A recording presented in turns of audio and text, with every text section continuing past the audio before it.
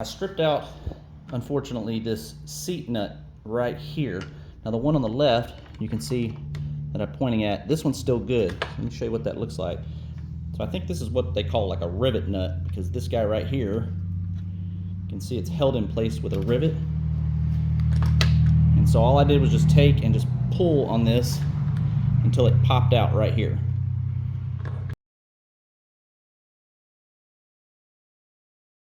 Alright, so I'm just going to take this guy right here, I'm going to flip it upside down, and it's going to be a tight fit. Press it on there.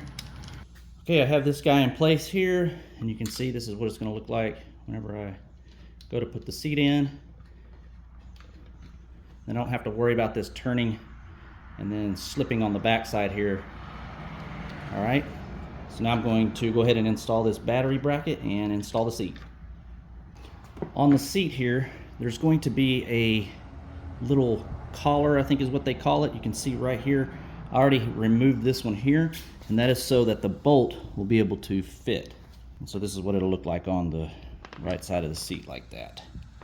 Alright, I have this guy buttoned down here. I'm going to bolt the seat over here on the left hand side right here, and this is the new piece that we put in on the right side. Alright, I'm going to go ahead and bolt this down.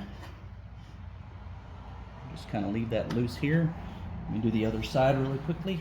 What I would suggest doing is get this one started, go over to the other side and tighten it down, because it's going to be a tight fit. But everything's going to work here. So I have the other side tightened completely down. I'm just going to cinch this down here. There we go. Seat's in place. It's not going anywhere. Thanks for watching.